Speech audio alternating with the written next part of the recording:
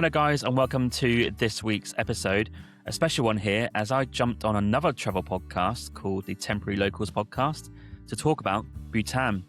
So we discuss everything about my trip. We're going to discuss the unique culture of Bhutan, its geography, the requirements for visiting. I share my experience of hiking to the famous Tiger's Nest, what a hike that was. I share what it's like to stay in a homestay with a local family, interviewing some llamas, Thimphu as a capital city, and much more in terms of the country. You also hear me explain about my flight home with the royal family of Bhutan as the king and queen were on the flight. It's a great chat about Bhutan and travel in general. Please check out the Temporary Locals podcast. They're quite new to the game in the travel space, but they're doing great things. And I love their style. I love their content. I love how they approach travel conversations. Right, it's enough for me. Let's get stuck into the episode. I hope you enjoy, and I'll catch you at the next one. Welcome to the Winging It Travel Podcast, your weekly ticket to the world, hosted by me, James Hammond, proudly part of the Voyescape Network. This is more than just a travel podcast. This is a cinematic audio experience to take you along with me on my journeys. Through rich, immersive soundscapes, authentic storytelling, and on-the-ground reaction, I bring you right alongside me where I'm hiking volcanoes, checking out the chaos of a city, or camping under the stars. With over 15 years of travel behind me, I've met incredible people, seen breathtaking places, and collected unforgettable stories, and now get to share them with you. So expect a mix of immersive audio episodes that let you hear the world as I explore it, solo episodes where I give raw, authentic storytelling, tips, and honest travel tales, and guest conversations with some of the most diverse and well-traveled people that I've met. This is a podcast for travelers, dreamers, backpackers, or anyone who thinks, what if I just went for it and traveled the world? So if you're looking for stories to tell, tips to share, and experiences to inspire, then you're in the right place. There is so much travel content coming your way, it might just spark that trip that you've always wanted to take. Winging It is part of the Voyescape Network, and you can check all the podcasts out on the network at voyescape.com. There's so many great hosts, great podcasts, and many, many great travel tips. Honestly, it's one of the best resources out there for travel, and it will inspire you to get out there to see the world. Head to voyescape.com for more great content. So let's dive straight in. Hey there, and welcome back to Temporary Locals. I'm Jared. And I'm Megan. This week, our guest is taking us on a Himalayan adventure through Bhutan. But before we get to that, if you're new here, welcome. Jared and I are a travel-loving couple, swapping stories from our own adventures and also sitting down with guests who take us and you to places that we haven't explored yet. So whether you're planning a future trip or just here for the storytelling, you're in the right place, and we'd love it if you'd subscribe and join us for the ride. We drop new episodes every week. Today, we are really excited to have a special guest joining us, James Hammond. James is a traveler, travel vlogger, and fellow podcaster who hosts the Winging It Travel Podcast. He recently traveled to Bhutan, which is a place that we feel isn't really talked about frequently, so we're especially grateful that he's here to share what it's really like. So, James, thank you so much for coming on and spending some time with us today. Cheers, guys. It's an absolute pleasure. Can't wait to get started. Yeah. So to kick things off for listeners who, may not know much about the place, where is it and what made you decide to want to go there? Yeah, a couple of facts for you. So Bhutan in the Himalayas is between India and China. So if people have got like a visual map in their mind, you sort of go up to India, take a right, and there's that weird bit of India, which is like the Seven Sisters, which is like the eastern part of India. Just to the right of that is Bhutan, and it's sandwiched in between those two huge nations. So it's a cultural mix, which we'll come to, I guess, in the episode. And they're carbon negative in the world, so that's quite unique for a country. So they're very hot on the climate change stuff and making sure they don't trash the country and looking after their nature.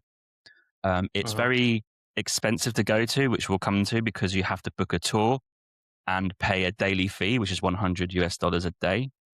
And the reason I wanted to go there for about 5 years, I actually interviewed on my podcast a couple of authors who wrote a book called the Bhutan Travelogue. So if you want a real crash course into Bhutan, you can get that book, and they cover everything from the currency to the language to the customs to the food, places to see and do. So that kind of inspired me to go there. And because I still technically have a job, I thought I better go there whilst I have a job because it's expensive. So I thought I'll take the leap late last year. And yeah, what a trip. Yeah. Yeah, I gotta optimize the, variables there. Yeah, absolutely. Yeah. You don't want to go there if you're backpacking around for a year and you're getting low on budget, that's for sure. Right. Yeah. Like as we kind of already touched on, Bhutan is it's a place that I don't think a lot of people necessarily know about, at least, in as far as the more popular destinations that people travel to. Um and I know just from like looking at some of your content, it looks like a really incredible place. So would you say, I mean, is it fair to say that it's underrated? 100% underrated. Yeah. If you want to feel, it's probably a bit more like Tibet more than anywhere else because they have Tibetan Buddhism as their main religion. Maybe somewhere like Ladakh in India might be fairly similar, and Nepal as well. Hmm. But these guys, yeah, they they're very underrated. But it's because it's not talked about, it's not written about that much, and not many people go because of the cost. So they've kind of got that weird space. It's like traveling in the 90s where you don't know what Thailand's like because it's not all over social media and the beach film hasn't been out. And yeah, it's kind of Hmm. like that hidden, like I don't want to say gem, but that hidden like adventure of like, oh, what's around that corner? What's in this like mountain area and stuff like this, right? So I did learn a lot on my trip actually with the guides that I had. So it's a big learning experience for sure. Right. Yeah. All it takes is, it seems like one movie, like you said, the movie The Beach, and then Yeah, Thailand kind of blows up. yeah, Um, yeah, it's just in popular culture then. But um, yeah, I know you said that like you have to have a tour guide to go there. We interviewed somebody a few weeks ago that went to Antarctica, and it was kind of the same thing. You have to go on a tour. You can't just go there, obviously, yourself. And so there's definitely a cost involved in that. So, um, do you have to have like a Sherpa, or just you have to go on an actual, just a tour itself when you're roaming around the country? yeah. They actually changed the rules about 2 years ago. It's still a tour company or a tour guide, Hmm. but you still have to book through a government verified guide or tour company, which you can find on their tourism website. So if you put Bhutan Tourism into Google, you'll find their website, and they have a list of all the, I guess, legitimate tour guides and companies that you can choose from. It's quite a long list, so it's quite intimidating. But I had a few guests on the podcast who recommended a company, so I emailed them, went into negotiations, and managed to get a collaboration out of it. But normally you go through maybe two or three and kind of go through the email process of organizing what you want to see on your tour, and then they'll give you a price. And then it's not bartering because it's not that type of country. It's a legit price, right? They'll say, well, that tour would cost this. If you want to do something differently, it'll cost this. And there's different ways of doing it. You can be 3-star hotels, 4-star or 5-star, and you can chuck Hmm. some homestays or some camping in there if you want to reduce the cost. But no hostels, no like cheap places if you like that you can stay in Thailand, for example. So Right. that's one thing. And also, it's worth noting you can only get there from I think 5 or 6 airports in the world. I think on our side, Bangkok, which is where I flew from, and Singapore occasionally do fly up to Paro, but the rest of the airports are in India or Nepal. So I think you have to choose wisely which way you go in, because that will dictate how much your flights cost, but also how often they fly. So yeah, these are a couple of things you need to pay attention to. And to give you a rough idea for a tour, my tour was 10 nights, 11 days, 2 nights camping for hiking, and the rest were 3-star hotels, a homestay, and maybe 1 or 2 4-star. It cost Hmm. $3,000 before tax, including tax and visa costs, probably about $3,300 for 10 nights, 11 days. And on Okay. top, you'd have to pay $100 a day fee. So that's another $1,100. So it's going to cost nearly 5,000, right, across the board. And Right. then Hmm. plus whatever your flights are. Yes. Yeah. Hmm. And you Yeah. flew from Bangkok, I believe. Yes. They every month they release a schedule, so you can go on there now and see on the Bhutan travel website what days they're flying from Bangkok and back to Bangkok. Yeah. Yeah. But when you're planning the trip, and you go through the tour companies like that, it's a fixed price basically, right? So you know up front, that's what I'm gathering? You kind of know up front like what it's going to cost other than, what you might purchase while you're there. Yeah, they'll kind of ask you first what type of trip, because some people want to go luxury. So if you say Hmm. 5-star resorts every night, it's going to be more expensive. But True. Right. what they do is they ask you for your comfort level, and that really dictates the price. You get given your price, and then within that price, it's fixed, like you say, and then you can dictate what you want to see and do. And like anything goes, really. I mean, the cost encompasses everything you do on the tour, all the activities. So it depends what you're interested in. I liked hiking, local experiences, learning Buddhism. So I went to a lot of temple visits. I interviewed a monk, no, 2 monks, had breakfast with a monk, stayed at homestay on a farm. Like, I got into these experiences, right? And a bit of walking and hiking. So if you're not interested in that and you want to go to learn how to do archery, which is their national sport, or you want to learn some musical instruments, they can arrange that as well. So it's really, or whitewater rafting, it's really like anything you want to do. But yeah, it's a fixed price. And then you start to talk about all the activities and how fast you want to travel within that 6 to 10 days that you're there. Hmm. That's pretty cool that, they set it up like that. It seems pretty easy. Are the websites like user friendly? Easy to Yes, navigate?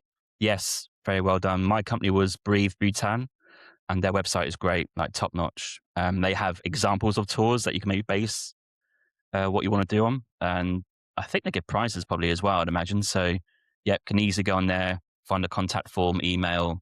Yeah, it's pretty easy to navigate. Yeah. Hmm. And had you ever been to that area of the world before? Whether it's Nepal or anywhere in the Himalayas in that area? Yeah, I've been to Nepal twice, India twice, and obviously Thailand, I think 3 times or something. And Myanmar, which is fairly close in terms of cultural stuff. So yeah, Hmm. um, yeah, I'm kind of well versed with that area. Yeah. Yeah, I'm just kind of wondering. I'm trying to set the stage. So like we flew to South America and we flew through the Andes Mountains, and I don't know about you, but like the first time you kind of lay eyes on mountains like that, when you've never really seen anything like that, especially flying over them. And at one point we flew through the mountains. It's just such an incredible feeling, and I'm wondering like what was your first time seeing the Himalayas? I mean, what was that like? Yeah, it's interesting, right? The first time I was supposed to see the Himalayas, it was cloudy. I did the Oh. I did the Singalila Ridge Trek in India, which is on the eastern side, which would be Mhm. near-ish Bhutan, if you like. And it was a 5-day hike, like one of the toughest I've done. And we saw nothing. It snowed, it rained, cloudy every day. We're supposed to see Kanchenjunga, which is the third highest mountain in the world. Saw nothing for 5 days. So that was the first time I was supposed to see something. And then later on, I went back to Nepal and hiked in the Annapurna region. So I saw the Annapurna mountain, which is, I think it must be above 7,000 meters. That's a tall one, maybe even 8,000 actually. And then we went back to Nepal a few years ago and I hiked the Langtang Valley Trek. And you'll see Mhm. Langtang Mountain as another tall mountain in the distance there. So they were they're my first real sights of the Himalayas, but that you're in them there. You are set back enough to see them, and it's honestly, it's amazing, and you're in it. It's incredible. But on the flight from Bangkok to Bhutan, it was a clear day, and on the left-hand side, as you're going to Bhutan, you see Everest in the distance and Kanchenjunga, and that was incredible. I told a tour group in the lineup to the check-in process that, hey, look, have you booked your seats? They're like, our tour company has done it. I'm like, well, go and ask them, can you sit on the left-hand side? I promise you're going to get like views of Everest because I've been told this before. They're like, oh, okay, well, Mhm. I'll see what I can do. There's like 10 of them, this Thai group, none of them on the left hand side, but they're sitting next to me around my area. And when they saw Everest, they're all passing me their phones, like, oh, can you get a picture for us? And it was like this Oh. chaotic, like 10 minutes. I was taking like 20 photos and 20 videos for this group, but we all had a quite good laugh about it. And then, and when we got off the plane, we had like some hugs and like, oh, it's amazing. And it was quite a cool moment. But yeah, so seeing Himalayas for the first time is pretty magical for sure. Yeah, I could imagine. Yeah, that's a cool moment. Yeah. Yeah, that's quite Um, funny as well, actually. Yeah. I said on the way right. back, sit the opposite side. Sit on the right There you side, go. so you can see them on the way back. Yeah. And we got to figure out the system, all right? Just one person taking pictures and we'll just airdrop it to everyone else. Yeah, they weren't even asking in the end. They're just like literally just kept passing it to me. I was like, I can just airdrop. Yeah, but hey, language barriers, I think. They didn't speak much English. Well, that's one of those incredible travel moments where you're with a group of people who may not be from the same place as you are, speak a different language, but you all kind of understand in that moment that Yeah. you're witnessing something special. And so I could imagine flying through the Himalayas like that and seeing Everest would be something really incredible. So that's a really cool story. Yeah, magical moment. Yeah, it's up there for sure. Yeah.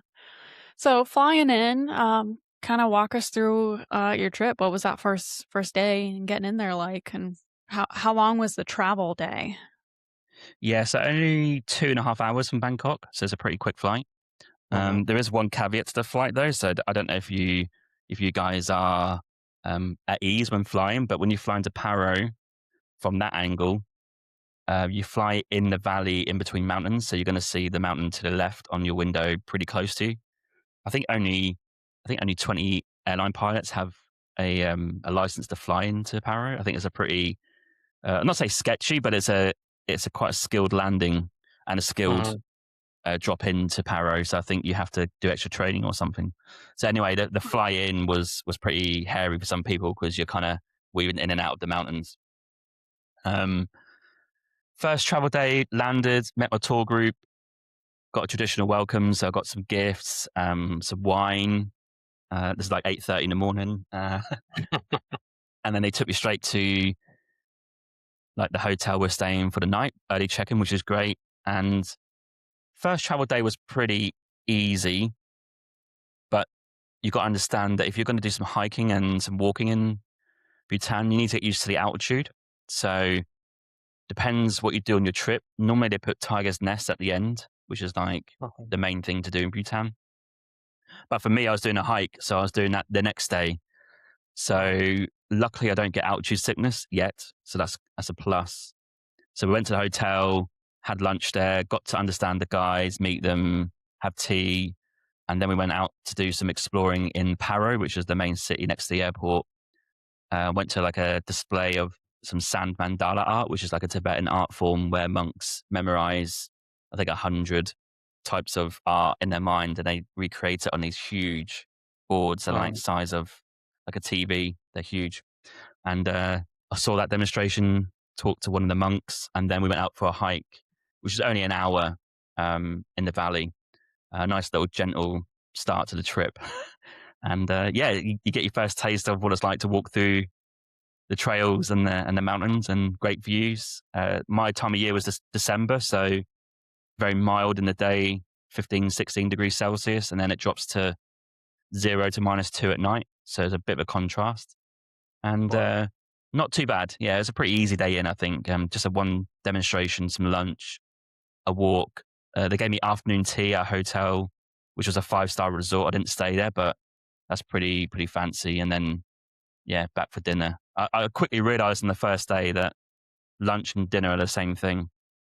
So you get like 7, 8 dishes of loads of food, and it's that every time. So you got to control yourself if you don't want to get too full all the time. It's pretty hardcore. Right. Yeah. Oh, yeah, that's a good tip. So what was elevation in? What was the elevation just in Paro?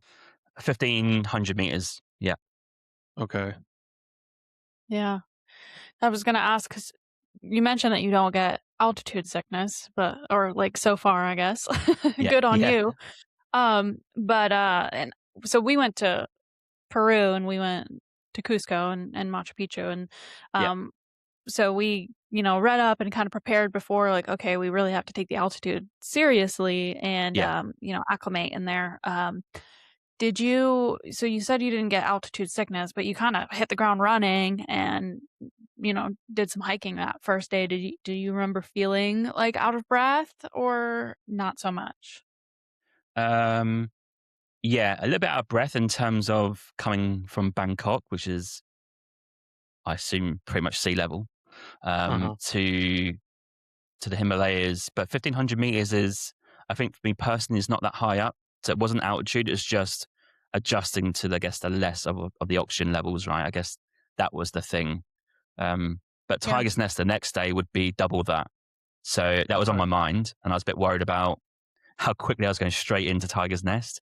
And there's a reason they leave it to the last, because obviously they want you to adjust and get used to being in the country, then do that last. But because of my extra hike later in the tour, which I actually didn't do in the end, which we can come to, I thought, well, I'll have to go straight into Tiger's Nest and see how it goes. So that was on day 2 morning. So I wasn't scared, but I was kind of more worried about how difficult the hike would be in terms of the steps and the incline, rather than actual altitude. Because I think I'd be okay at 3,000 meters.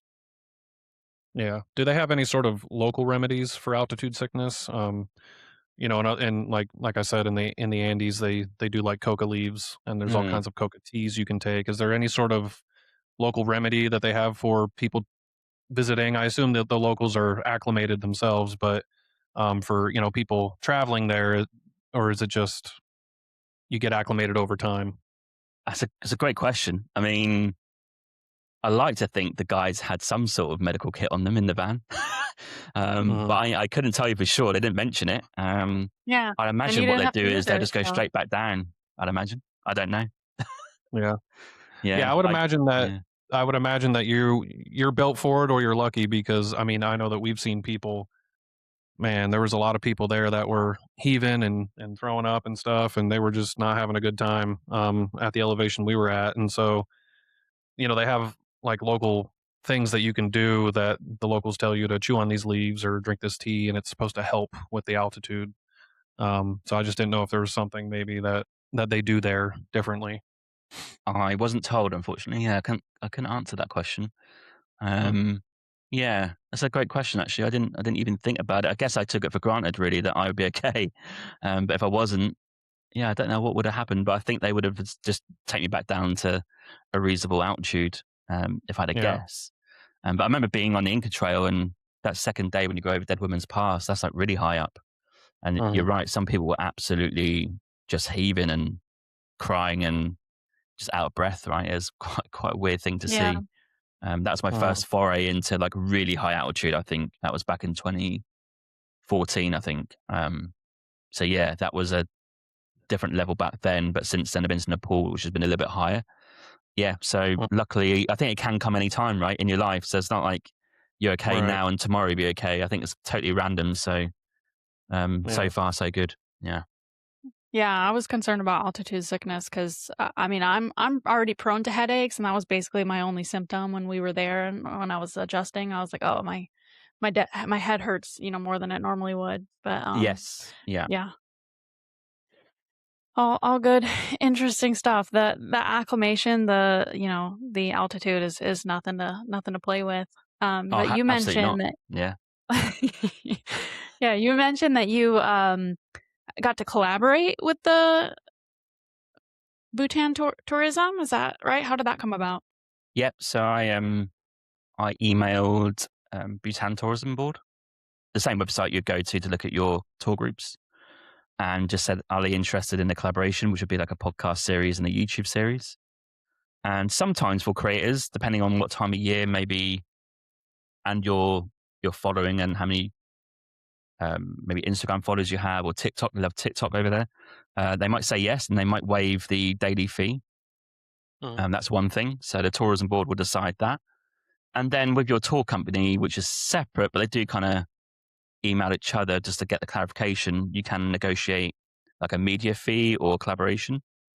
So I think it all depends on the tour company, how busy they are, whether they're like in a progression phase where they're trying to market their company. So a lot of factors go in. I went December, so it's quite low key, just at the edge of the busy season, maybe going into like winter a little bit. So I think they all kind of said yes, which is quite nice. And so that saved me a lot of money. But yeah, in collaboration, I had to do, well, I was going to do it anyway. I was going to record interviews. I was going to record sounds. I was going to do like vlogging as well. I was doing it anyway. It wasn't like an extra thing. So for me, it wasn't like anything extra. But yeah, I would have to, just to make sure I qualify, I'd had to release some content, which I've done in January going into February. So Yeah, interestingly, the tour company, they brought an extra guide along who is a photographer. So I had to do a lot of reaction stuff. Like they would ask you questions for their content, which was a bit Oh, that's extra. fun.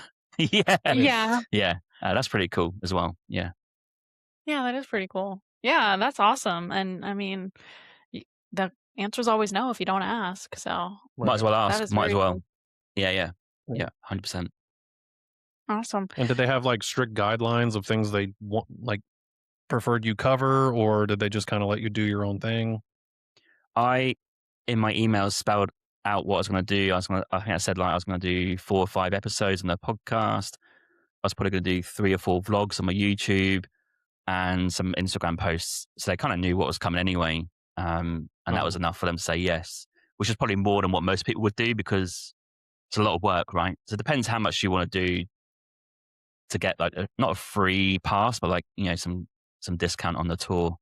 But I think the only thing they really wanted me to do was actually for their content was to go on their YouTube shorts, their Instagram reels and their TikToks and just be there on camera explaining what I was doing. I think that's the only thing they really wanted. And then obviously my own stuff to make sure I mention their tour company and say thanks to Tourism Bhutan. So that's kind of the things I need to do, which is pretty easy, I think.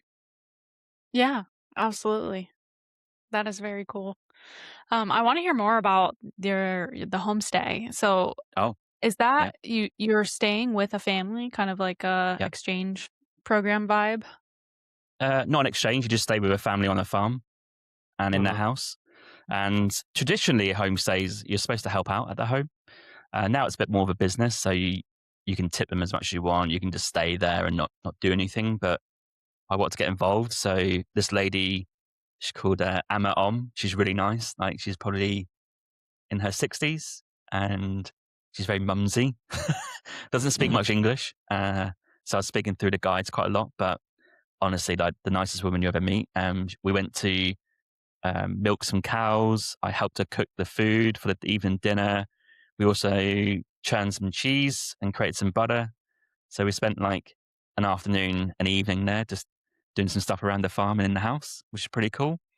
And I got to interview her for the podcast, which is going to come out in the next few weeks. And she's even more incredible because she actually takes in orphan children to her home because her kids have been like they moved out ages ago. She's got grandkids now, right? So they come and stay sometimes during the year, but most of the time she's got a free house. So she has the homestay as part of the business, but also lets orphan children stay there and get an education and stuff like that. So she's even more incredible, really. And I was almost in tears leaving her. Actually, she's that nice. And Wow. No. yeah, she's really nice. So I thought when I got there, I need to help out. I actually had a headache. Actually, you mentioned headaches. I do get headaches as well. So I think the journey was a bit long that day. So I think I just had a headache, and she let me nap for an hour or 2 in the room, and then I came down and we milked some cows and cooked some dinner. So that was pretty cool. She was just laughing at me because I was willing to get involved in like cutting the veg and getting like enthusiastic about this cheese I don't know how to make and churning the milk. And I think she's finding it funny that I was giving it a go. So that's good that she Yeah, has that's fun. awesome. I would be too. I'd be like, I've never milked a cow. I want to take a try. It's the weirdest thing. Yeah. It's the weirdest thing. There was another family there as well. They had kids. So there was another group of travelers there, and we all hung out for dinner and had a chat as well. A lot of people traveling with kids, actually, which is quite interesting. But so you get to meet other travelers there. So she must have quite a big house, actually, thinking about it. And the guides stay there, right? Everyone stays in the house. So, that was a really good experience. That actually one of the best things she had is she has a stone bath. So in the evening, you can go out and chill out in the stone bath for 20, 30 minutes, which is like incredible. Yeah. Yeah. Yeah. It sounds like that kind of experience is more authentic than you would get staying at a hotel or even a hostel. Anytime I hear stories like that of people that stayed with a local family like that, it always sounds so appealing to me. And it's that's really what travel is meeting people and learning about other cultures and things. And so to me, that's like invaluable. Yeah. So it's probably the most important thing I like to do on an experience like in the country is try and stay with a local family or do a homestay for sure. And the thing about Bhutan, to note is the older generation don't speak English that well, but the newer generation, so we're talking maybe our generation, like 30s and 40s, going down to the kids, they all speak, especially the younger kids, they all speak great English, like normal English, because they learn it in school. So you can interact with the kids there. So in that homestay, she had a grandkids staying over because it's summer holidays, or no, Christmas holidays, sorry, for the school. So you can speak to their, like, there must be like 8 or 9 or 10, and they speak perfect English.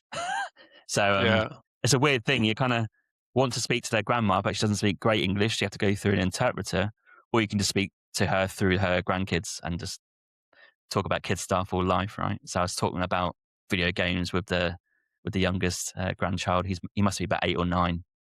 So you get to interact on all levels. Just a quick break there in the episode. I just want to say there are many ways to support this podcast. Please give a written review and 5 stars on any podcast app of your choice. This is greatly appreciated and helps the podcast find new listeners. On YouTube, please hit that subscribe button, like any video that you watch, and leave a comment with your thoughts. I love to read them and respond to them too. You can help the production costs of this podcast by heading to buymeacoffee.com/winging it. For $5, you can buy me a coffee and help this podcast immensely. And finally, please tell Winging It to your friends and family. Get them to tune in, get some wanderlust on the go, and hopefully they'll come back more if they're inspired to. That's the aim of the podcast, to get more people to travel the world. Let's get back in to the episode. That is so cool. What an awesome way to connect with people there. Yeah. I've noticed that in certain, like, Spanish-speaking countries is you want to practice your Spanish with them, but they want to practice their English with you. So it's like, and I'm trying to speak Spanish, but they want to try to speak English to me. And it's like,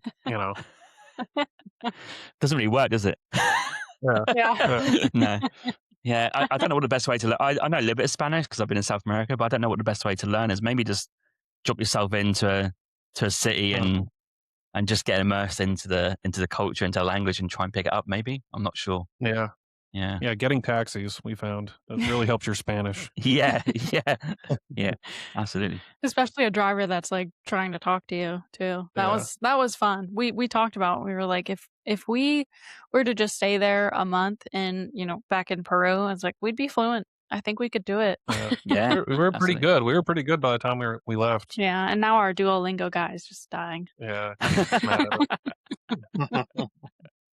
That's where I first learned Spanish in South America. Yeah, I remember especially Bolivia, I had to really learn it because no Bolivians really speak English that well. So I had to really get stuck into the Spanish. Yeah. That's and it's almost better because it forces you to learn it. It forces you to try. So yeah, absolutely. Yeah, and you could do all the Duolingo in the world, but like, different places have different dialects, so it doesn't quite translate. It can help a little bit, I guess, reading and stuff. But yeah, speaking and learning a language with someone who knows the language and speaking it with them is definitely the way to go. So yeah, immersion all the way. While you were in, and I think maybe I said it wrong. I think I said Bhutan. It's Bhutan? Either or, it's fine. Yeah. Oh, okay. Yeah. I heard you saying it and I was like, man, did I say that wrong? No, both are good. But while you were there, did you go to any like festivals or any like kind of celebrations? Yeah, I was there for 2 actually, unintentionally. When I booked my trip, I didn't really plan too much. I just booked the flights. But whilst I was there was a major festival called the Druk Wangyal Festival. And Bhutan probably has 12, 13 a year, which are really big. Like, everyone gets dressed up, day off, go to the festival. And this is one of them, but not a religious festival. This was a military festival. And culture thrown in as well, but it's a big military festival on the Dochela Pass. So you're probably about 3,100 meters up at this point, at this pass. And there's a whole parade for performance all day going on in the middle of the Himalayas. And it's like people getting dressed up in masks and colourful costumes, lots of music, dancing, eating food, good times. And yeah, you kind of just go in and you can be there all day. I think I was there for 3 hours, but I think the whole point of it for that festival is to commemorate the royal family, but also the fourth king. So they're on the fifth king now, but the fourth king, the one before, he's still alive. He gave it to his son about, I want to say like 20 years ago, possibly ish, maybe 10, 15 years ago. But in that time, they had an insurgency in the south from India. So they got their armed forces together and went to fight him off. And the king went with them and fought in the battle, right? So he's quite a well-known person, obviously, because he's in the royal family, but he's also very well liked because he helped Bhutan, say, as a sovereign nation, right? So they commemorate this every year. And he set this festival up to commemorate in December. And yeah, it's just pretty cool. You see all the armed forces, but also all the local people as well. So it's not just military. And that was an incredible experience. The music's great. The guides are explaining like different types of performances for each part of their culture. So you get to learn what, I think they probably like dance for 15, 20 minutes and they swap over for a new one. So it's relentless, but it's good fun. Yeah. And they normally have some high ranking officials there from the society. So I think the fourth king's got like 4 wives, I think. I think the third one was there and some parliament official was there as well. And they're very well liked and respected. So lots of crowds were forming around them as they've done the rounds in the crowd and stuff. So yeah, pretty cool. Wow, that's awesome. Yeah, nothing like, going to a different place and getting to experience their like celebration culture. That is so awesome. I mean, we lucked out also when we went to Peru. It was in the summer, which is when they were doing their like college graduations in Cusco, and it was every single day. We were like, do they stop partying? Yeah. It was awesome. Yeah, there was a parade. There was either a parade or a festival or something happening every single day we were there. Yeah, it was so cool. And I realized that here in the States we don't have that. We don't Yeah. celebrate like that, It's just so festive in these other places around the world, and they really, I don't know, they seem to get more out of life, Yeah, That's just how I feel. I think they're more proud of their country maybe sometimes. I don't know. I was there for another celebration was National Day, which was totally unplanned. I didn't realize I was there for National Day, which is there like, I guess they're July the 4th, right?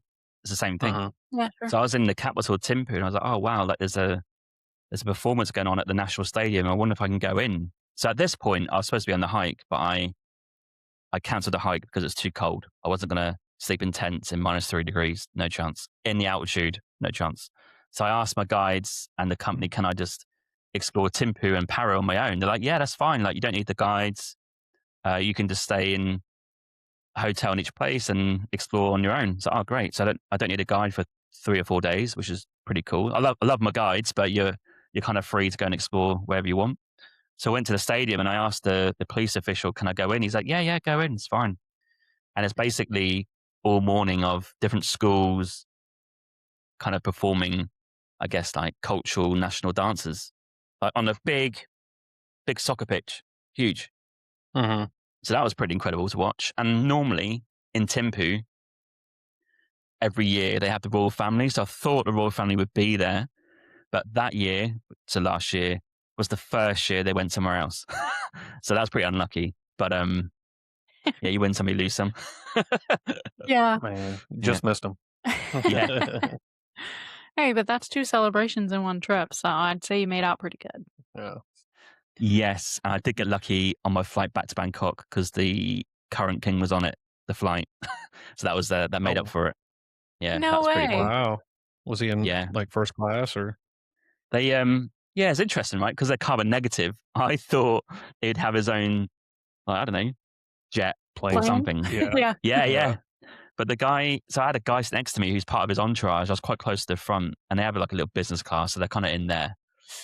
And I started to speak to this guy. I don't know, he's some sort of aide because he kept going to check on him. I didn't believe him at first. I said, oh, who's in there? He goes, that's the king. I'm like, what, the fourth king, the older one? He goes, no, the current king. I'm like, what? As in, the current king is, yeah, him and his wife are through there. I said, what? Why? He said they're going to Thailand to accept an award and stuff. And yeah, so I started asking a load of questions. And I said, oh, I thought that he would have his own private aircraft. He goes, oh, no. We are carbon negative. We don't believe in damaging the environment that much. So he's got to be seen, I guess, to fly with the people, right? That's the Right. message. Yeah. I Well, was like, okay, that that's a makes good sense. leader. Yeah. Yeah. So him and his wife were in business class. I was trying to get like a sight of them, but I couldn't really see him that well. But I was speaking to this guy for 30 minutes and he was really nice. And yeah, we're kind of talking about Bhutan as a country. He asked about my travels in the country. I told him to pass on my regards to the king and the queen. He said, yeah, I will. So that was cool. That was good. Yeah, That was a fun trip. Yeah. that is very cool. Well, that's what are the chances that your flight back you're happen to be on the same flight as the king? Yeah. Well, there's always commotion at the start. I don't really know what's going on. People didn't know why we're delayed and why we had to stop off in India first and then go to Bangkok. Real unknown. And all these people at the front, like military guys and Right. people dressed in like different colored dress, which is like symbolizing like high society. And I was like, oh, what is going on? Must be someone famous or something, right? But I didn't expect Right. the king and the queen. So yeah, that's pretty cool. Wow. Yeah. Wow. That's I mean, that on its own, I feel like you got so many great stories of this trip. Yeah. Yeah, I mean, Um, Tiger's Nest was incredible as well, which is like the number one thing to do yeah, in I was just about to Bhutan. ask about that. How was that? Because that you did that was your second day there? Yeah, it's it was quick going. Yeah, I'm not too bad at hiking. I'm not the best hiker, but I'm not the worst. Mhm. I think, like I said, I was a bit nervous about it, but actually, in hindsight, it's actually quite moderate Okay. if you're good with the altitude. So you do hike up from 2,500 meters to 3,100 meters in the end. But if people don't know what this place is, it's a monastery built into a cliff. So you put Tiger's Nest in Google, people are going to see this like cliff that hangs on. This temple that hangs onto this cliff, and you can go in it and visit it, but you have to hike there. So it takes about 2 hours from the parking lot to the temple. Halfway up, there's a cafe. They serve great proper coffee, like Americanos and lattes and stuff, and you can sit there with a coffee and look at this temple in the distance. It's pretty incredible. And then you That is just awesome. walk up to the top and get your photos. And then there's no cameras allowed in the temple, so then you walk down and up into the temple. You hand your phone and your camera in to a locker, and then you get the guided tour by your guide for an hour, and you get to meet some monks if you're lucky, walking around. So pretty intense in terms of the day because you're learning about all the stuff. It's a 2 hour hike up and probably an hour and a half down. Lots of photos. Quite a few people is probably where you're going to see the most tourists. So yeah, it was an incredible experience, and that kind of is a 1 day activity. Like you won't do anything else that day, and I certainly didn't. So yeah, that's kind of why they put it at the end, just to tire you out at the end and finish on a high. Yeah. Yeah, so it's kind of like you go up and then back, or do you have options where you can stay there or nearby? No, only monks can stay in the temple, and Mhm. there's no accommodation on the main hike. There is another hike you can do at the back of the mountain, but it's an overnight hike, so you probably would start somewhere else and hike in tents for the night. But there's actually no accommodation near this place, so it is like in and out for the day. So there's no rush really, because no point rushing to get up there. If you start early enough and you get Right. there by like, I don't know, 11 a.m., great. You can spend an hour there, go back down for a coffee at the cafe. It's like pretty cool. Mhm. Yeah. Yeah, I've seen pictures of it, and it looks incredible. Like you said, it's built like into the mountain. And I've seen videos of it, and I saw a video where a couple hiked up to it, and at like the bottom, I guess the trailhead, there was a dog, like a stray dog, and it followed them like all the way to the top. Like it followed them the whole way of the hike, all the way up Oh, wow. to the temple itself. Yeah, I thought that was funny. Um, but yeah, it looks incredible. And so the monks that are a part of that monastery, a part of that temple, they just obviously are very welcoming, but they just stay up there the whole time. Yeah, they're kind of like preaching and learning and reciting Buddha. You literally just see them in the corner, just they're kind of rocking back and forth with their book, right? Almost like Uh-huh.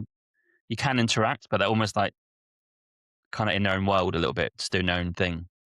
So it's pretty Right. authentic. They're not there to like speak to tourists, but you can go up to them and Right. say hello. It's not a problem. But they're kind of there working in a sense, right? They live there, they study there, they do their religious stuff there, and yeah, the guys obviously know their stuff because they take people there every day.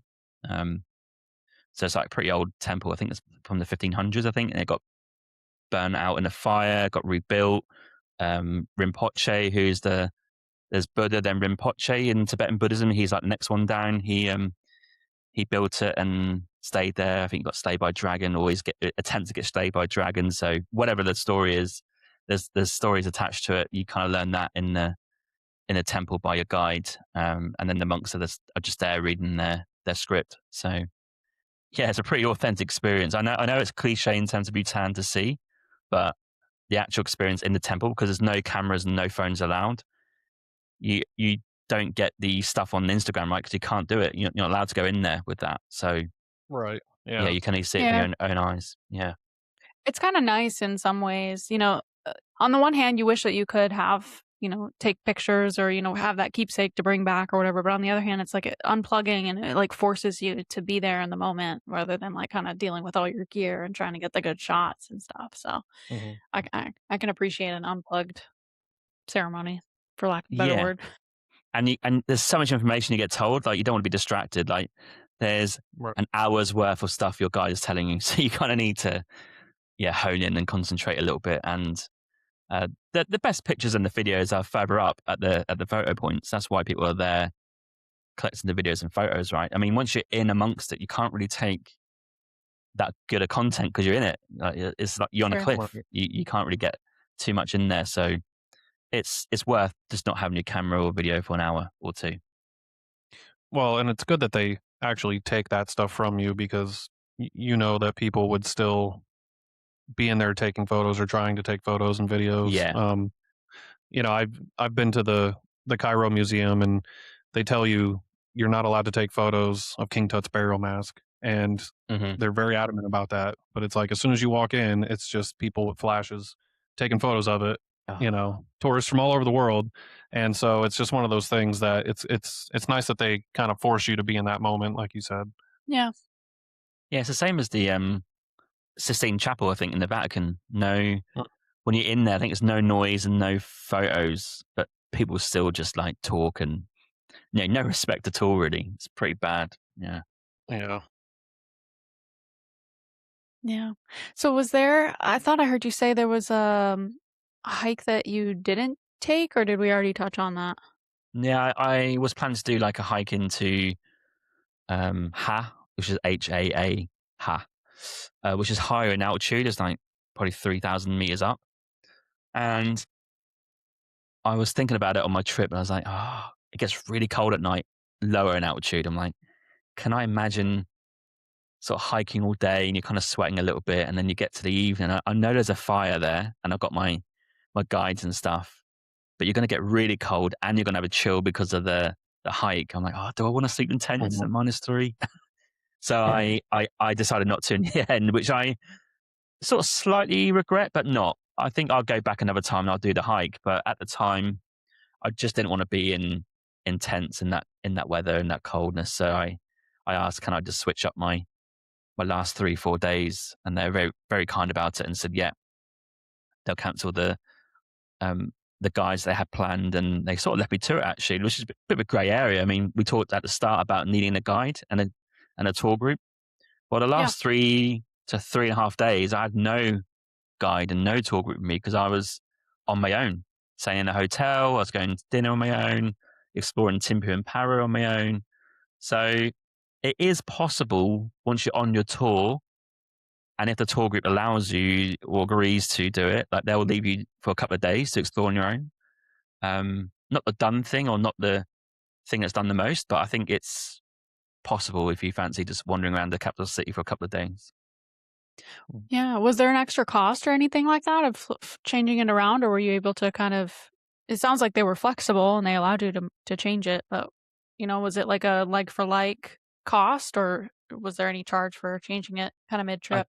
The only charge for me, because I planned to do the hike over 2 nights, which would be intense, is I had to pay for a hotel for those 2 nights. Sure. which I was happy to do because, believe it or not, day-to-day costs in Bhutan are super, super cheap.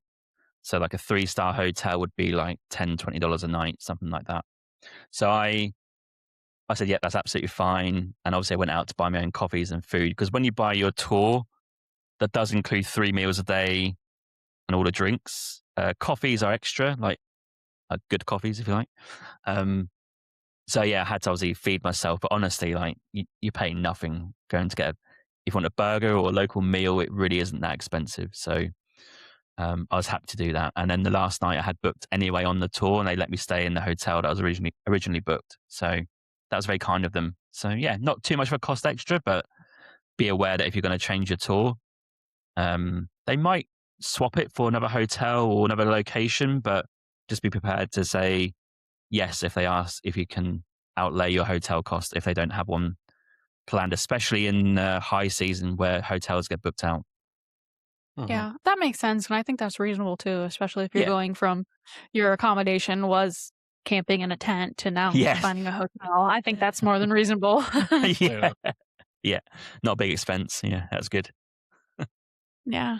So we talked about the Tiger's Nest Monastery. We talked about some of the temples that you got to go to, and I think that as far as this destination goes is the real, the real meat of the trip, or what it sounds like. But as far as the capital, and I'm trying to, how do you pronounce that?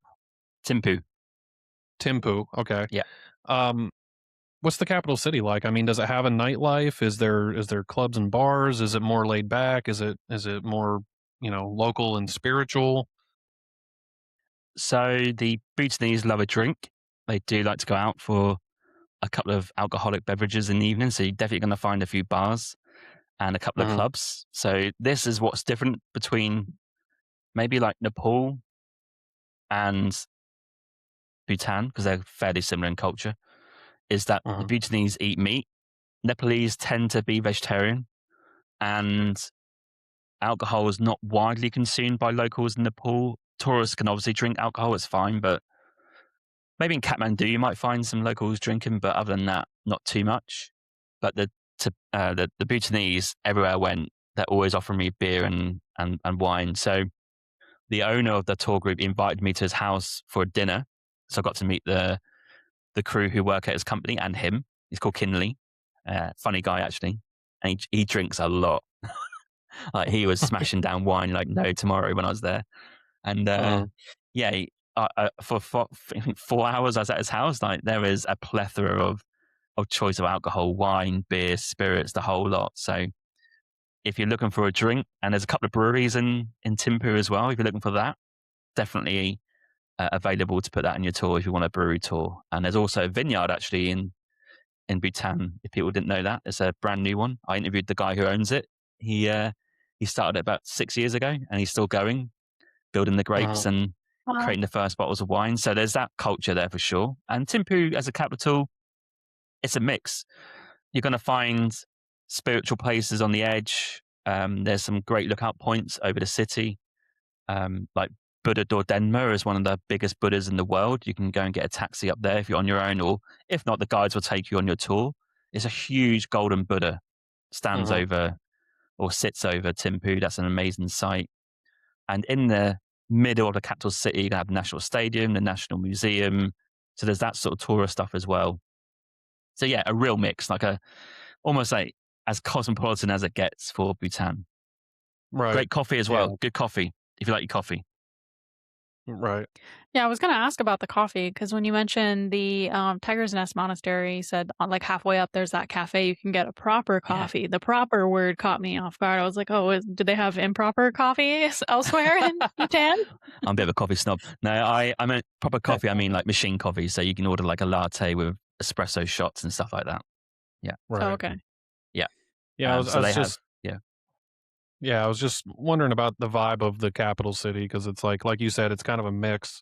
And I know, going back to like Thailand, it's Bangkok is there's temples everywhere and Watts, and it's very spiritual, but there's also like clubs everywhere and parties and women and all those kinds of things. So it's a real interesting like dichotomy in a lot of these countries where they're very spiritual, in one sense, and then but you don't have to go too far to find kind of that wild nightlife mix. Yeah, I don't think Thimphu would be as wild as Thailand. I think you'd just be finding a couple of bars to have some drinks, and the locals will stay out quite late. But I don't think you'll find like the Koh San Road of Bangkok style in Thimphu. Definitely not. Right. They're trying to. Is that fair to me to say that? I was going to say they're trying to avoid that sort of reputation, maybe. Like they don't want to be known as like a cheap destination to go and do that sort of stuff. That's why it costs so much money to go there. Right. But they're not Sure. adverse to a drink, so I think there's a mix. I don't think you'll find it too crazy, but you can have a few drinks and stay out quite late. I think for sure. Right.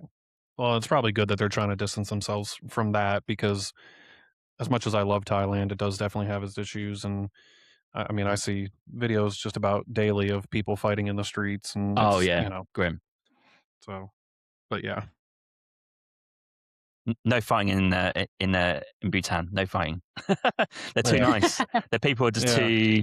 too spiritual for that. Like that would be like against what they like really believe in. Which is, to be fair, most of the country believes in Buddhism. Maybe some of the younger generation might be a little bit switched off because they're emigrating out of the country. But on the whole, you're not going to find that sort of stuff. Yeah. Right.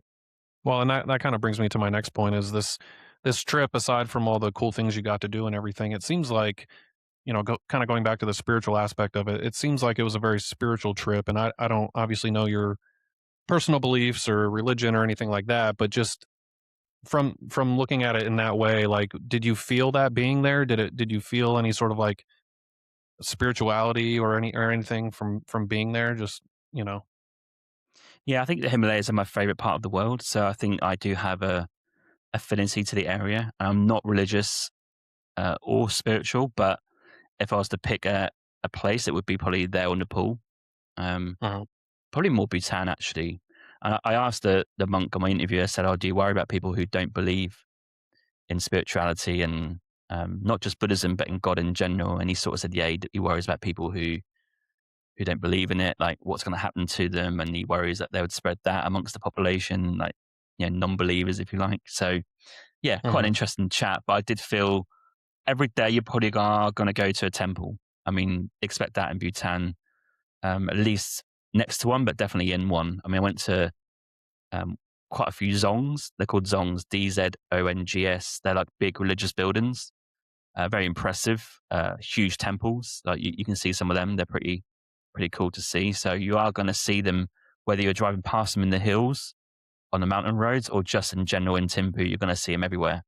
So I think it's pretty spiritual, and I got the feeling from the people that that's what they really believe in. And I got to learn more about that Tibetan Buddhism throughout my trip. And I think Yeah. they're pretty stoic about it as well. Interestingly enough, I think they're pretty wise to the modern world. They understand their Right. modern population are leaving to go and work in Australia, for example, because it's better money and better prosperity. But they totally believe they're all coming back eventually. They see it as an investment. They'll go back to Bhutan in 10 to 15 years after they've done their stint in Australia or wherever they migrate to. So they kind of do believe in their culture and society, but they understand the problems that we see in our countries, like lack of jobs or lack of good paying jobs and stuff like that. Right. Yeah. No, go ahead. Okay, sorry. I had a question about like traveling while you were there. So you mentioned that you landed in Paro, but the capital is Thimphu. What's the distance between those two, and like how did you travel? Was it just by car or bus, or how'd you get around? Yeah, your tour company will provide a minivan. It's a real comfortable, modern minivan. Yeah. And the roads are actually pretty decent compared to Nepal, for example, where they're shocking. So, yeah, they're not as good as Thailand, but they're not as bad as Nepal. And similar to India. So I think they're good roads. And the distance is about an hour between the two.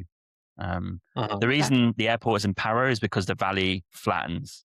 So they build the airport there. It flattens out. Right. Whereas Thimphu is kind of a bit more in the hills. It's not a flat bit. It's kind of more, it's probably higher up in altitude, I'd imagine, actually, as well. But yeah, about an hour by road. It's pretty easy. Bhutan's pretty small if you stick in the valley. So if you go from Paro to Thimphu to Punakha, that's going to be a pretty easy 6-7 days in terms of of driving. But if you go out into the hills, into the east, it's going to take a while. Yeah, for sure. Yeah. Awesome. Yeah, it always interests me because, wherever you're going, sometimes you can get around, easily with the taxis and stuff like that, or sometimes you have to, like, Have 4-wheel drive. yeah. Yeah. Yeah. Oh, yeah. They do have 4-wheel drives, actually. I think if you're just like on your own, or maybe it's a couple, and you just want one guide with you, you don't need like 3, whatever. I think they would.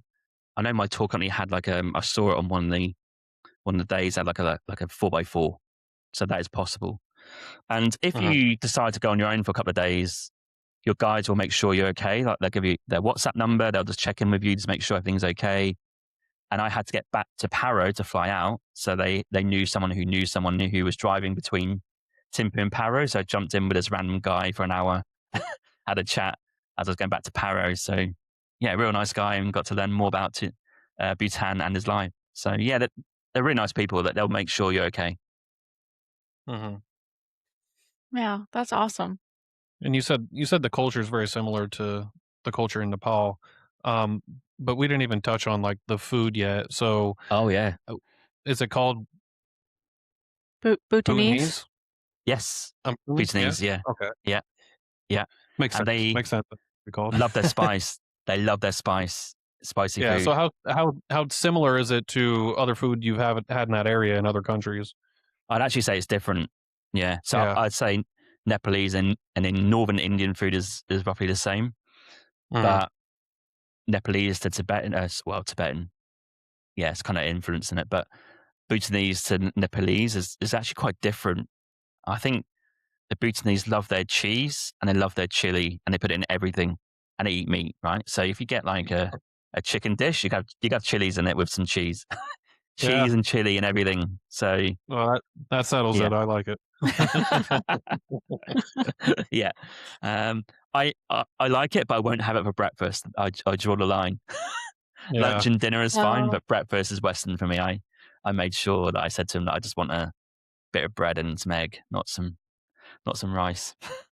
Yeah, I heard you mention earlier, and I might be quoting you wrong, that lunch and dinner were the same thing, or is it like basically all the meals you have the same amount of options? Yeah, the guides will eat the same thing for all 3 meals. But for their guests, they would probably have lunch and dinner roughly the same dishes. They might chuck in a few extra ones. And breakfast will still be rice with fried vegetables and egg. But I did request a little bit of just some continental Western style, which they can provide as well, which would be like bread and butter and some toasted stuff. And I had baked beans one morning actually before the hike to Tiger's Nest. So that was a nice surprise. But yeah, I think if you just say to them that I love their food, but can I just have a Western breakfast each day, they'll be fine with that. Yeah. And for coffees, they don't necessarily have machine coffee in the hotels you stay at. Some do, some don't. If you're just driving day to day and you just need one, just let them know and they'll find a cafe with a machine coffee and they'll take you there. So that's a top tip as well if you're needing your caffeine fix. Yeah, that's awesome. Yeah. That's one of our favorite things is, trying the cuisine in a new place. So it's exciting to hear about it from the Bhutanese. I think I listened to your podcast, and I want to say it was like Indian and like Chinese mixture. Is that what you? Okay, so I got it right. Yeah. I think you're right. I think it's I've not been to China mainland, so it's hard to say it's Chinese, right? But I've been to Taiwan, I guess, which is fairly similar to southern China, I guess. But yeah, I think it's more probably Tibetan cuisine, which is of the China nowadays, not back in the day. Yeah, I think it's more leaning towards that than Indian food. There's a bit of Indian in there, but I'd say it's more Tibetan or Chinese for sure. And I think this chili cheese thing is probably unique to them. I think they just love frying chilies with cheese. I don't know what it is about why they have that all the time, but yeah. And they love their butter tea. I don't know if you had ever had butter tea before. Have you had that before? No. I don't like it. It's a salty, savory tea. So Yeah. the monk who I was interviewing, he was really nice. Can't speak much English. That's absolutely fine. But he's like, butter tea. I was like, yeah, got it. He goes, drink. Do you want some more? I was like, no, because I can't drink butter tea. I can have a few sips, but it's too much for me. And then they have milk tea as well, which is just as it says, milk tea. But it's not like black tea and you put your milk in it. It's all in one. Right. I don't like too much milk in my tea, so it's too milky for me. But I Right. tried to be nice and say yes to everything that they had to offer. But on reflection, not a fan of butter tea. Milk tea is just about doable. And some places have coffee. So yeah, you need to figure out quickly how you're going to do that. Yeah, which is fair enough. But butter tea is their thing and I don't like it. So worth trying once, I think. You might like it. I don't know. Yeah. Yeah. Yeah. Yeah, that was me in Egypt. The first day they started bringing me hibiscus tea, and Oh yeah, I don't like mind it. that tea. That's good. I don't mind that. Yeah, Yeah. I didn't like it. I thought it was Okay. terrible, and so after that, I was just having them bring me Egyptian Cokes. Yeah. That is available, not Egyptian, but like Coca-Cola is widely available. So Right. yeah, if you need your Yep. Coke, it's And there. it's always better in other countries too. It is. Yeah. Yeah, and it's glass bottled as well. Yeah.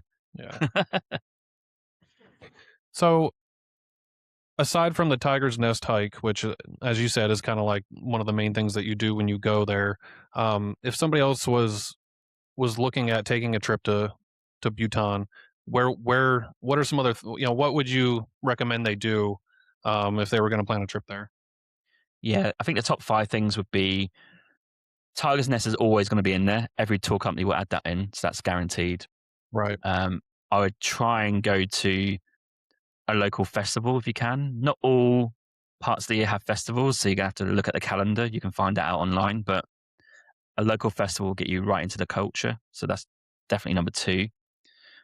I would always advocate for a homestay because you get to meet real local people who live day-to-day life, and it's not like put on anything. It's like totally home vibes and working vibes as well. So you're going to get a good idea of that. In Bhutan, you've got to go to Punakha. So my tour company had a hotel on top of the hill, and you can see this huge structure in the distance, and it goes from daytime to nighttime. It changes the light. That is incredible. And going inside is amazing as well. I think the current king and his wife got married there, so it's a pretty cool place. Monks live there as well, so you're going to see some monks. That's pretty cool. I think the Buddha Dordenma in Thimphu is pretty a done thing to see because it sits over the top of the capital and it's just a huge structure. Like it's pretty popular. That's a must. And also, I quite liked visiting the nunnery. I went to a nunnery to speak to some female monks because that's a thing now. So I wanted to get an idea of how they see Buddhism, their role in society. Is it safe and all that sort of stuff. So I got to interview someone for 10 minutes and she spoke great English. She was amazing. And she really told me everything that she had to say. So I think that's a good idea just to get away from the man's world a little bit and just see it from a female perspective. I've done so much on my trip. Like all of it was great. I think they're probably the main bits. Go to local restaurants as well. Make sure you do that, which they would organise as part of the tour. I think, and I like my hiking. I like going to viewpoints. So a bit of walking in the hills outside of the Tiger's Nest Monastery, but like just some random walks. They're pretty good as well, just to get an idea of the countryside. Yeah, I think that was standing in good stead. Most people go for 6 days. The time between flights is a bit weird. So Bangkok, you might arrive on a Saturday night, but the next one going back is a Thursday. So you have to really plan your trip with the daily fee. You have to decide how quick you want to be there. Sorry, how short your trip is or how long it is, depending on your budget. So you need to kind of do some math on that. But once you know your size of your trip in terms of days, you can plan it really as much as you want or as little as you want, depending on what you want to do. Yeah. Yeah. I think that's a good. I think that's a good amount. I think. Yeah. Yeah, I was gonna say. I think you planned a really awesome itinerary from the sounds of it, and I could just copy and paste that. Yeah, I should probably put my itinerary up on my website. Really, I think I should, or on the podcast maybe. Yeah. Yeah. I should put that up. Yeah, so people can have a good idea of what to expect for a 10 night, 11 day trip. Yeah, I should put that up. Yeah, I think it'd be really interesting for people to hear. Anybody that is, maybe interested in him visiting, Yeah, or just wants to, hear the stories. Right. Yeah, I'm still doing my content, so there's still a few more to come out. So I'm almost there. I think end of February I'll have all my Bhutan content released on the podcast and YouTube. So there's both forms. If people want to see it or hear about it, they can do both or one or the other. So yeah, it'll be out. Absolutely. Well, we look forward to it. Yeah. Where are you heading next? Next. Internationally, at the minute, as we speak today, I'm going to French Polynesia. That's in September. Okay. But it might not be the first place this year, but I'm still in talks with a few people to decide where to go. It could be collaborations or it could be other places. I haven't really got anything locked in before then, definitely yet. So yeah, French Polynesia, September is locked in, and local travel before that. But there could be a few more options, but I haven't decided yet. Nice. Awesome. Well, that's exciting. Yeah. Where are you guys based? We're in the U.S. and South Carolina. Oh, okay. Yeah, South Carolina. I think I got some friends in North Carolina. Oh, yeah. Oh, man. Yeah, we're not far. Yeah. She works in North Carolina. So. I do, yeah. Oh, okay, nice. Live kind of near the border. Where are you based? You're in Pacific time, right? Yeah, I'm in Vancouver in Canada. Right. Yeah. Oh, yeah. Awesome. She used to live in Canada too. I did for briefly. Briefly, we lived in Newfoundland up in Wabash. Oh, wow. That's on my list to go to. Oh, that's high on my list. Yeah. Yeah, it's pretty cool up there. I mean, literally, it's really cold up there. Yeah. But yeah, it's cool. And I think we did an episode on a brief episode on Canada on like our experiences there. And when I was young, my dad, his company was based out of Vancouver, and so we went up. It was right before the 2010 Winter Olympics, so we went up there, and then actually got to go like ski at Whistler. Yeah. It was really cool. Yeah, there's no snow this year. Yeah, that's insane. Yeah, it's just apparently it's been the worst one in 20 years in terms of the snow. Yeah, something like that. Yeah. Well, we really appreciate you coming on and taking the time with us to share about your experiences. This was really awesome. It was really great to meet you too. Yeah, it's been an awesome chat. And if anyone's got any questions, they can just send me a message and I'll answer them about Bhutan. I'll share what I know. And yeah, thanks for inviting me. It's been a great chat, and hopefully you guys will go to Bhutan soon as well. That'd be great. Maybe. You definitely piqued our interest. Yeah. It took 5 years for me to get there, so it's a long process. Yeah, start the clock. 5 years from now. Yeah, it's takes a bit. I think we mentioned the name. We mentioned the name of your podcast at the beginning, but you want to plug any of your socials, or where can people find your stuff? Okay, yeah, podcast is called Winging It Travel Podcast. That's on all the apps. YouTube, it's called Roaming with Hammo. So my last name's Hammond, but you can shorten that to 5 letters, Hammo. Different content, but same trips. So it depends what you want. Do you want visual or do you want audio? And then on Instagram, it's Winging It Travel Podcast. I do sort of have Facebook, Winging It Travel Podcast, but I don't really go on it much. And yeah, that's pretty much about it. My podcast is part of a network called Voyescape. So you can go to voyescape.com. There's lots of travel podcasts on there. Different types of travel podcasts covering different areas of the world or different types of travel. So that's a good resource as well if you want to dip on there. But yeah, that's pretty much about it. Alrighty. Awesome. Yeah. Thanks so much, James. Yeah. Thank you, James.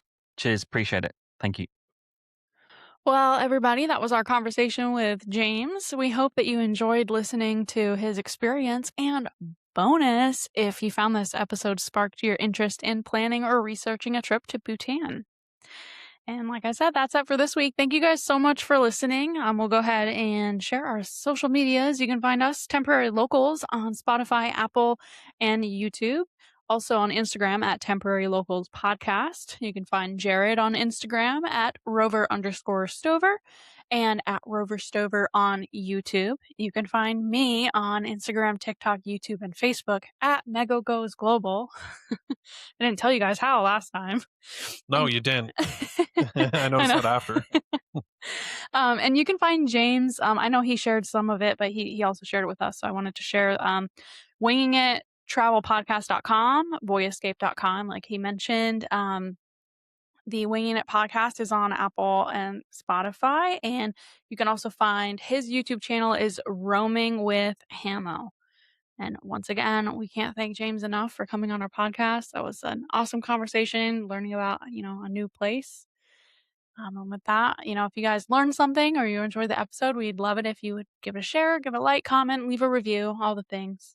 And with that, I'm Jared. And I'm Megan. Thanks for exploring with us. And remember, be a local anywhere you go. Bye. Bye.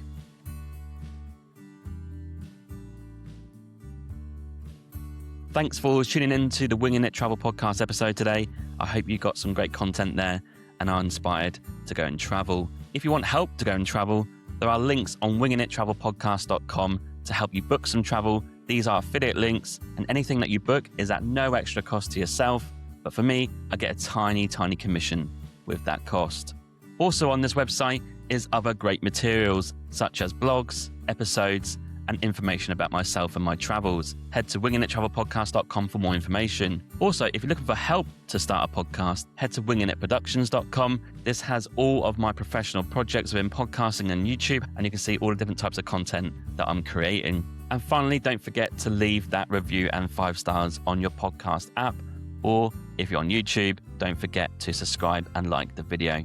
Thanks for tuning in. I'll see you at the next episode.